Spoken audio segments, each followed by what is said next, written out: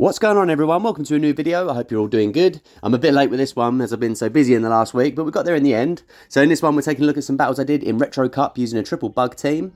This team consists of Ariados on the lead. This one is a rank 750. Halfway through using the team, I realised I actually have a rank 3 in my box, but for most of the video, it will be the rank 750. On the safe swap, we have Araquanid using Infestation rather than Bug Bite as the fast move, and this thing surprises so many people with that faster energy generation. To me, Infestation felt like such a better move than Bug Bite. The Araquanid, I'm using it as a rank 104, so pretty decent IVs. And then finally in the back, we're going to have Crustle, rank 1212. I have no idea how I haven't got a better PvP IV1, but it still did the trick against the ice types that you've seen everywhere. Let's get into the battles anyway. We are triple weak to rock, but luckily there aren't too many rock types in this meta, so we did do pretty well, and we did face quite a lot of good leads in the video. And one final thing, I did go to see Rammstein yesterday, so I am feeling very, very delicate at the minute. So if the commentary's a bit off, you know why, but it's usually a bit off anyway, isn't it? So let's get into the battles. Wall Rain on the day, pretty good for Ariados as we can lunge them and debuff their attack, and then easily survive an Icicle Spear, so they know that, and they swap out into Hypno. We're going to bring in the Araquanid, and we're doing super effective with that Infestation Bug Fast move, and you can see it does generate energy a lot quicker than Bug Bite. Are they going to respect the fact that we're out of Bug Buzz? They don't realise it, and we completely devastate the Hypno, and they back out in disgust, completely shocked by what's just happened. And that's the first example of Infestation. Just generates energy so quickly, and I don't even feel like it does any less damage than Bug Bite. I'm probably wrong, but who cares anyway. Into the next one, Ariados against the Electrode. We throw on the 3 volt switches and we get the CMP tie and debuff them. We're going to let the discharge go through now. We're easily going to be able to survive that now we've debuffed them, and we're going to outpace them to another lunge. We're just going to go for the cross poison bait here, expecting they may shield this up, which they do, so that was a really good call. And now we're going to outpace them to another cross poison,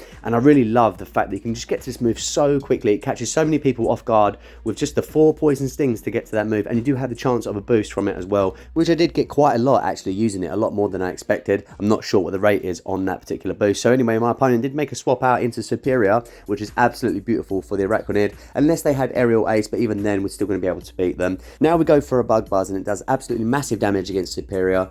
Because we are more of a defense weighted Pokemon, it doesn't quite take them out, but another Infestation does. So they come back in with the Electrode, and we choose to shield this up, which is really interesting. I can't remember exactly why I did this, but I actually double shield the Araquanid, and looking back, I'm not sure why it was. I think I was trying to read something in the back, and I think I ended up being completely wrong. It's actually a Lapras, so it's not the worst case, because we are going to be resisting, obviously, the Water typing and the Ice typing. So we go for a Bug Buzz, does massive damage, and then we're going to threaten them by getting up to another one, forcing them to throw their energy, because obviously a Surf's going to do a lot of damage to the Crustle there, so we needed to get them to deplete that. Come in now, start smacking them down, but they have got that stored energy. So are we going to survive a Surf? Oh, it gets us down really low, but we should just make it to the X-Scissor. We don't even need to do that because we are able to smack them down and then throw that X-Scissor against the Electrode, which does have a tiny bit of health left. And that seals the win with the Crustle. What an absolute top lad. These 3 Pokemon together actually were so much fun, and it did really take a few opponents by surprise. I don't think they really expected the lineup at all. So into the next one, we actually had Surfetched on the lead, and they made a swap out because that was pretty good for the Ariados. They go into a Pidgeot, so we came into our Crustle, and we're going to be smacking down that flying type. But obviously, we have to shield up because they are doing neutral damage to us as well. We're just able to smack them down before they get to another one, but they did double debuff us with that Feather Dance. So let's see what they're going to bring in. Probably the Surfetched, and that is what it is. We're going to go for Rock Slide just because it is a better move than X-Scissor, and we do a little bit of health to it. Considering we're double debuffed and this is resisted, it shows how squishy Surfetched is because it's still doing a lot to them. Almost get them down towards the red. We bring in Ariados again. They make an instant swap out into their Confusion user, which is an Oranguru. So this is pretty decent for the Araquanid. We're going to bring that in, but we are going to be down 2 shields here. So this is going to be quite interesting how to play this, but we're going to go for that element of surprise. Once again, we're going to go straight for a Bug Buzz. Are they going to realise? They don't, so they get absolutely mashed by the Water Spider and just back out once again. Second rage quit of the video due to that Infestation taking everyone by surprise. Everyone's used to Bug Bite and how long it takes to get up to that Bug Buzz. Not with Infestation, you heard it here first. So anyway, into the next one, we've got the Greedent on the lead. So this is another interesting matchup. We're going to go for Lunge, of course. In any sort of neutral matchup, we're definitely going to be going for the Lunge, unless we just need to get to the Cross Poison a bit quicker. So we're just going to go for another Lunge here before they can get to another Body Slam, which is quite nice. They're going to be double debuffed, and we should comfortably survive probably a couple more Body Slams before we need to commit a shield. Yeah, that should just about do it. Obviously, with the rank 3 Ariados that I have, it is a lot tankier, and we would have been able to easily win out this matchup. But we do commit a shield. I don't think that was necessary, as I think we could have still survived one more body slam. We go for another lunge, and it doesn't quite take them out, which is quite unfortunate. But I think we're just making this matchup a bit more comfortable, because we're definitely going to survive a body slam now, and we should be able to get up to the cross poison, where we're double resisting that really weak seed bomb as the fast move from the Greedent. So take out Greedent, let's see what they want to bring in. They come in with a Frost Lash. So we've got the alignment now. We're going to bring in that Crustle and start smacking down the Ice Banshee, and we're hoping to sneak now. We can survive an Avalanche, so we could have just let that go through, but they make a swap out into Oranguru. So we're going to come in now with the Araquanid, and once again we are down a shield, but we're going to go for the Bug Buzz again. Do you think they're going to recognize it? No, they don't. And once again, the orangutan getting his brain completely munched by a spider. So they just go for that foul play, and it doesn't do a lot of damage to the Araquanid. It is such a tank. And now the Frostless comes back in. We built up to another potential Bug Buzz, and they surprisingly give up that shield when we go for the Bubble Beam, which is really, really nice. And we're going to be able to get up another one and actually debuff them once again. So yeah, Bug Buzz would have got them low, but they probably could survive. But then obviously with the smackdowns from Crustle, by this point we have debuffed them twice, and we survived the Shadow Ball. It's such a tank, and we come in, quickly snipe them with the Crustle, and we probably would have survived an Avalanche or a Shadow Ball now that they were double debuffed. Anyway, so GG to my opponent there. Was really unfortunate. Once again, Oranguru taken by surprise by the Araquanid with Infestation. So into the next one, we've got a really interesting swap out. They swapped out into Claydol, so something you really do not see often in any Go Battle League formats. So now we're coming with the Araquanid, and I completely forget that they've got Rock Tomb, but once again, it doesn't do hardly any damage to us. It's not the strongest move, and they're not getting stabbed from it as well, so I didn't really do too much to the Araquanid, but he's going to be able to Infestation him down now. They're going to get off another Rock Tomb and double debuff us, which is unfortunate, because we're not going to do much damage to whatever comes in first. I didn't actually clock what the lead was back in the commentary, so I'm expecting that probably to come back in. It's a Greedent, so now we're just going to go for Bubble Beams. Could have gone for a Bug Buzz, but because we'd been double debuffed, I thought it was more efficient to just try and debuff them loads and then get them to throw their energy to take us out, because they're not going to be able to Seed Bomb us down. Sorry, not Seed Bomb, Bullet Seed, of course, because it's such a weak move. Even though it's doing neutral, it's definitely not going to be able to take us out, especially double debuff. They recognise that, and they actually made an unfull swap into the Drift Blim, which is perfect. We're going to bring in Crustle now, start smacking them down. Unsure if they actually built up the right energy for the Shadow Ball there, but we did call that it was an Icy Wind, which is really, really nice. And we did now make the decision we are going to just try and farm them down the whole way, rather than actually going for a move and taking one of the shields from them, which is quite risky, to be fair, considering we've been double debuffed. No telling whether the opponent will now shield up one of these moves, but they do decide to commit a shield, so that's really, really nice for us. And at this point, we probably should just let this go through. We can survive a body slam, I think, or we just about survive it and get to an X-Scissor and get off some more chip damage, expecting them not to shield this one up, and they don't. So now we're going to come in with Ariados, and things are looking a little bit dicey here. They've still got the one shield there. We've got a Pokemon with a fair bit of health, and then a Pokemon with not much health on at all. I think we've got a little bit of energy on the Araquanid, so how are we going to play this? We do debuff them once, and we catch on the Araquanid, which is really, really beautiful. And now they throw the Body Slam, which only does a little bit of damage to us. They must have undercharged that, knowing they need to farm us down, but now they're forced to throw energy again, because we're charging our energy so quickly. They throw the Body Slam, we come in with the Ariados, we're going to get off another lunge, which should actually enable us to survive one more Body Slam. They're getting them down really low. Let's see how much this Body Slam does from this range. They've got a lot of energy. Have they got enough to get up to another one? We're about to reach the timeout, and they actually back out, so they must have been out of energy there. The lunge there showing what a powerful move it is. I'm not sure if we would have survived that Body Slam without the debuff, and it allowed us to take that win. And it's fun having a couple of Pokemon on the team that have that debuff mechanic. It does help to give you some extra dynamic play. So into the next one, we've got Poliwrath on the lead. Obviously, we would be resisting Dynamic Punch, and we're forced to go for the Cross Poison, which we did do, because obviously Bug type is resisted by the fighting. And then they made a swap out into Marowak, which was quite surprising, because like I say, that's pretty neutral. Surely their other move is going to be Scald, or it's going to be Ice Punch, so they could have done a lot of damage to us, but they did choose to swap out. We actually shielded up the Crustle and called it was a Shadow Bone, which was pretty decent for us. We got hit by a Bone Club, but that's not a problem. We did tank that quite easily. Now we've got a lot of energy to go against the Poliwrath here, and they threw their energy straight away, and we've got CMP Tire, which is absolutely beautiful. The Rock Slide did actually bring them down quite low. We're now going to come in with Araquanid, and once again, this is a complete wall scenario. Whatever move they have is going to be resisted by the Araquanid. They recognise that it is just a waste to keep the Poliwrath in, and they swap out into Trevenant. So things looking really interesting now. We're going to go for a Bubble Beam bait, and they don't shield it up, because once again, the opponent isn't familiar with how quickly we're generating energy, so we should have just gone straight for a Bug Buzz there, but we are just choosing to go straight Bubble Beam and debuff them a couple of times, which is really, really risky here. But we're going to put faith in the Ariados in the back. Are we going to go for another Bubble Beam here? We actually are, so we're going to just completely debuff them, but they're going to be able to swap out at one point. So like I say, this is very risky, this play. We are getting them down lower and lower with that infestation. We're going to let them take us out now, I imagine. But we do actually survive the Seed Bomb because we debuffed them so much, and we store a Bubble Beam. So now we're going to come in, go for that lunge straight away. It's definitely getting a shield. I don't know why we went for the lunge there. I think that was actually a misclick. They try and catch on the Polyrath, which gives us the opportunity to farm up more energy. We knew they were dry, so we counted up 4 for the Ice Punch. Probably could have survived that anyway. But in comes Trevenant now. Are we going to call this a Seed Bomb? Unfortunately, we give up the shield, so that's not great for us, but we've got a lot of energy. Go for the first Cross Poison. This is definitely going to get the shield out of them. Can we get to the second one? We just get there and we CMP, which is absolutely tragic. They're going to take out Ariados, but guess what? Araquanid with 1 HP in the back. Bubble Beam is going to do the job from this range. Doesn't matter if it's resisted. My opponent closes the app because they're so pissed off with that one, and I'm not surprised because that was very, very tight. What a battle, and GG's to my opponent there. Really unfortunate. We did get a Mewtwo. We've actually got quite a lot of Mewtwo's from GBL rewards lately, and I've got to say that that is quite nice, and I'm sorry to all you guys that aren't getting them because I know people are still pissed off with that legendary rate that is quite low sometimes, but we've been quite lucky so far this season, I've got to say.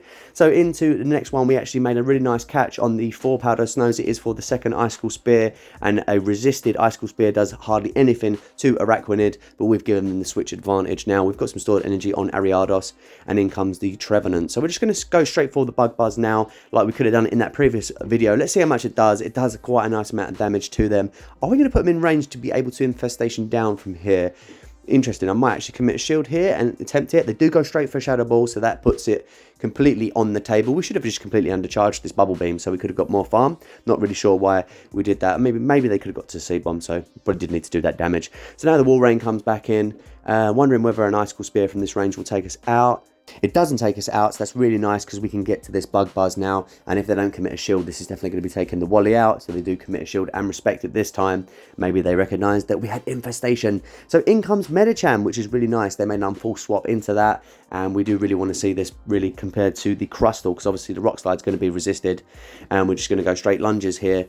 This is a decent matchup if you do have a shield. Of course, the Psychic is going to be devastating us. Even with the double debuff, it probably would take us out from this range. So we are going to commit a shield. And it is a Psychic, so that was a really, really nice call. We're going to build up as much energy as we possibly can. And we're just going to go for the Cross Poison now. Definitely letting that go through. And all they've got is the Wall Rain in the back. We bring in Crustle. And it's like, what are you going to do, huh? What are you going to do? Even an Earthquake isn't enough to take out a rank 1212 Crustle. Get out of here, Wally. We're all sick of your shit. So into the next one. Let's see who we got in the lead this time. Oh, Wally, what a surprise. And they made a swap out, which actually was a surprise, and it's into a Beedrill, so something I didn't expect to see. We're going to bring in that Crustle and start smacking them down, and we did sneak one through, which is really, really nice. And they threw a Drill Run, which we shielded up, so that's a nice call. And we've got a load of energy to go for whatever they bring in, which is actually a Cofagrigus, so that's really, really good for us, because we don't want to see this with the other two Pokemon being that Bug typing and Poison, which is both resisted by Ghost.